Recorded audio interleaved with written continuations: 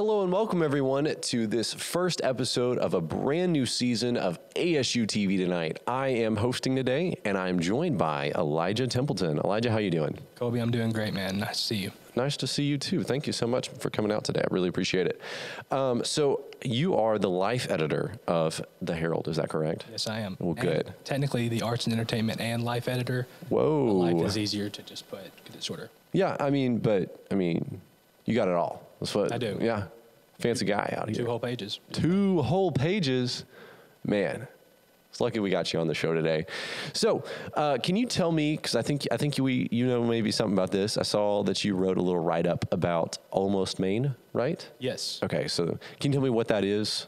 Yes, that is Almost Maine is the first new show of the theater season for the A-State Theater Department. And I talked to Day Robinson. She's the assistant professor of theater here at A-State, and she's the overall director of the new production. Yeah. And the way she explained it to me is it's a romantic comedy set in the fictional town of Almost Maine. Okay.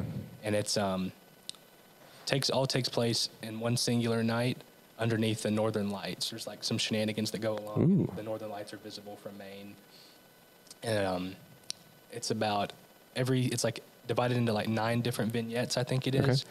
And every vignette is like a conversation or an encounter between 2 or more people. And it's all about their relationships and their loves, their trials and tribulations and things, and how those unfold, all happening at the same time, and all being affected by the northern lights that are going on above them. That's neat. Okay, yeah, that sounds really neat. So what can you tell me about these like northern lights shenanigans? Now that I don't know too much of. Okay. I wanted to be kept in the dark a little bit. Oh yeah, that's fair. I wanted to just get a little bit of, just for the show preview, to know a little bit, but I didn't want to know too much because I wanted to go in kind of blind and let the story unfold. Yeah. What I do know is I think this is one relative first for them because they have Day is directing, I think, the prologue, the interlude, and the epilogue, and then they have 4 different student directors who are going to be associate directors, and 4 students are each doing 2 scenes. Okay. Play each, directing like 2 other students. That's really neat. I like that. It's kind of an all hands-on thing. Okay, yeah. No, I was talking with Day before we got on the show. I've been emailing her because I think we're going to try to get some actors on maybe next week. So stay tuned for that. It's just neat to see students actually directing things and things like that. Not every day you get to have a student directing something. So that's really neat. Absolutely. So I got a question for you. Yes, sir.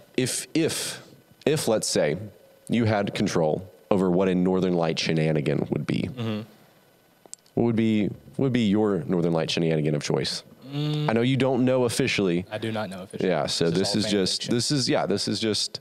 I guess if I had my druthers, it would be. Nothing would be as it seems. Okay. I would treat the first half of every scene like any other night, and then the Northern Lights would become visible through some bright lights off stage. Yeah. So it's made clear to the audience that the lights are there. Yeah. And then that's when the shenanigans would ensue. Ooh, shenanigan times. I love shenanigans. I'm trying to think of things that could be about Maine. Yeah. Lobsters. Ooh, like a lobster attack? I mean, not an attack, an invasion. Okay. And it's unclear whether they're peaceful or not. Oh. And you think it's going to be like a rom-com, but then it turns into sci-fi. I like that. Invasion of the light-up lobsters, perhaps. There's apparently, I've not ever been to Camp Siloam, but there's lore to Camp Siloam. Okay. It's like a Christian summer camp up in Siloam Springs, Arkansas. And they have this thing called the crobster, which I believe is like a lobster, but I wouldn't know fully. My main awareness of this was I was at the Arkansas, the U of A BCM one time, and they were playing a D&D campaign. Set at Camp Siloam, where the crobster was the big evil boss at the end of it. So I don't know. Do with that what you will. Maybe we can get a crobster appearance. I think that could be something special. I think. I think it would be really special, especially to that very small group of people. Now that you've brought it up, I think it's a missed opportunity to not include it. I think so. If actually I went. Did you ever go see? Oregon Trail. I don't think so. Okay. Well, they had a fun lobster. On there. It was a part of the show is that a lobster came out. So they have the costume. A lobster costume? They have a lobster costume. So, I mean, this is... I'll be expecting it now. Yeah, no, I'll have to shoot Day an email after this. And, please do. Yeah, make sure that... Improv could be necessary, yeah, I think. No, I think we clearly know more than the writer of Almost Maine about what needs to be included in their show. And despite never having written a play ourselves, I think we know what's best. I think... we know what the people want to see. I think we do. In More Lobster, that's always it. But, you know, sometimes maybe I think people want more alive lobsters, because I've actually heard that recently Red Lobster went under bankruptcy. I heard that too. So they're trying. I listened to a podcast about that this week. So maybe the lobsters are coming back, but they don't want to be eaten this time. They just want to be stars. They just want to be stars of plays, guys. It's not that difficult. Just make them the star of your play. So that's not the only thing I brought you on here to talk about. But I've got a question for you about Homecoming, okay? And that is, I don't even know. But I'm going to roll a video right now about Homecoming. Let's just do that right now. That transition was great.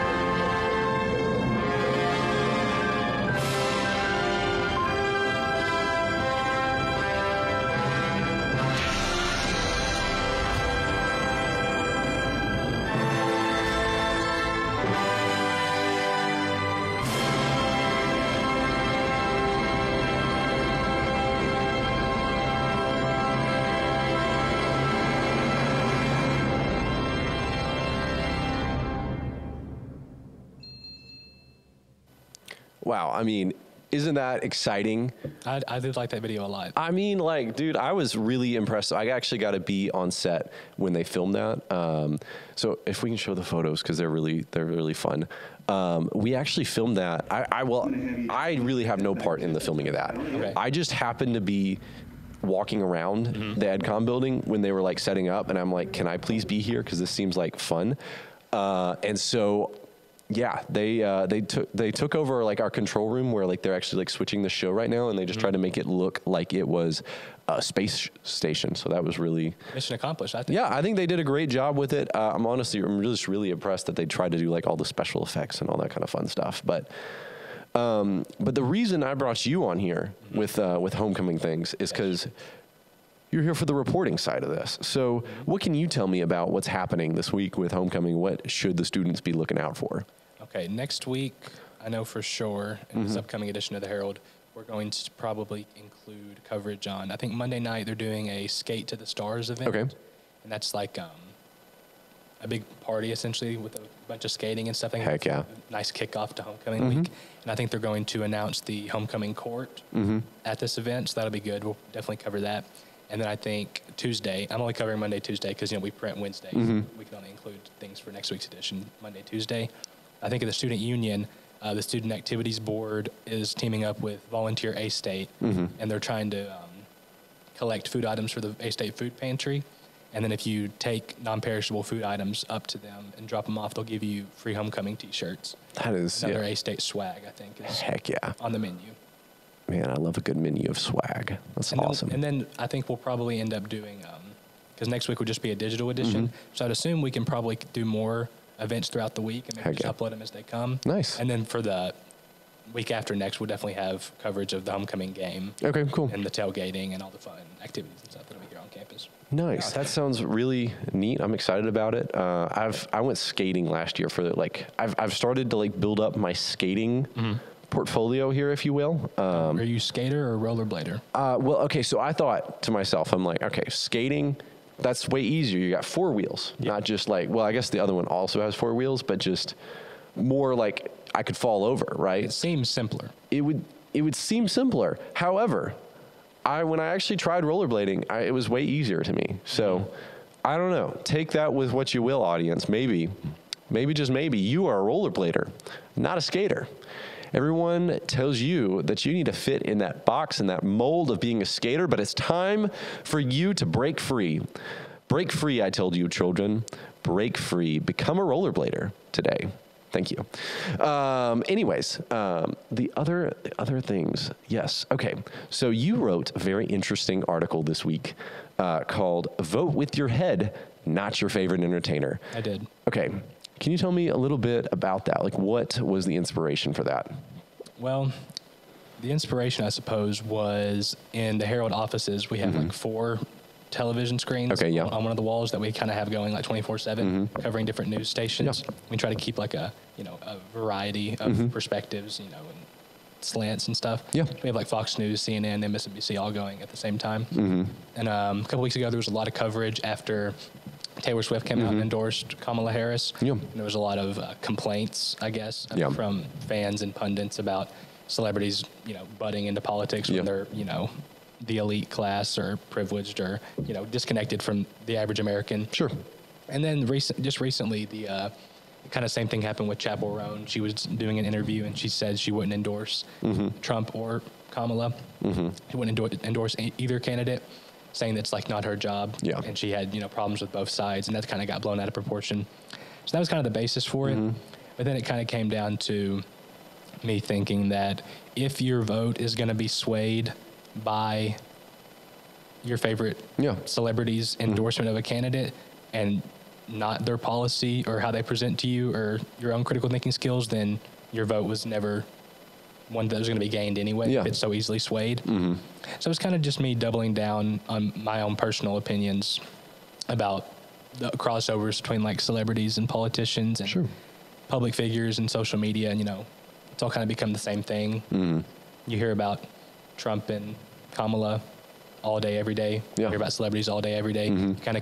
It can be easy to forget that they're very different and play different roles, but they're kind of treated in the same way. Kind of the pitfalls of treating the two celebrities and politicians in the same way.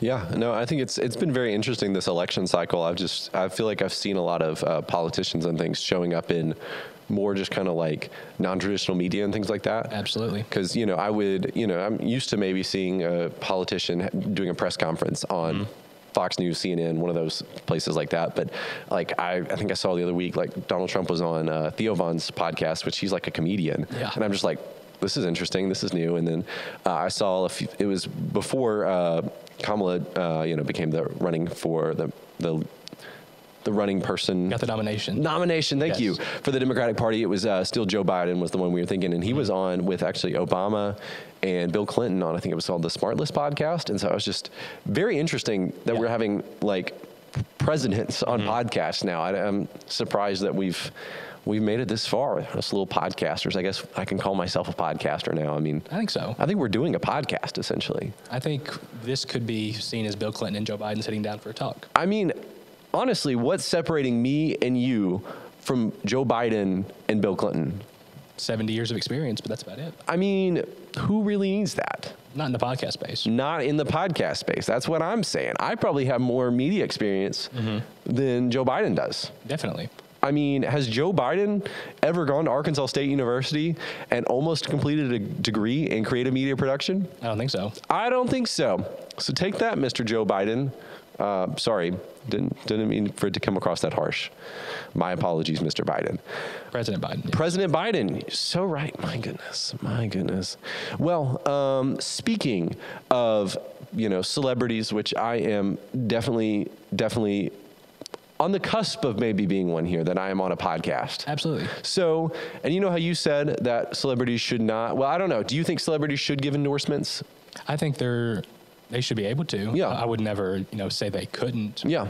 Because they are free to do whatever they want to do. Yeah. In terms of that, I just don't think we should give as much credence or our own personal emotions shouldn't be tied into what they endorse. Yeah, no, I definitely agree with that. But I'm going to completely contradict what you say. And as a famous person that I am not, I am going to give the people my recommendations. Which right now I can just see Mr. Sullivan quivering in his boots. Is he thinking, Colby, are you about to say who you think people should vote for on ASU TV. No, Mr. Sullivan, you can calm down, breathe out. It's okay. All I'm going to do is tell you who you should vote for homecoming.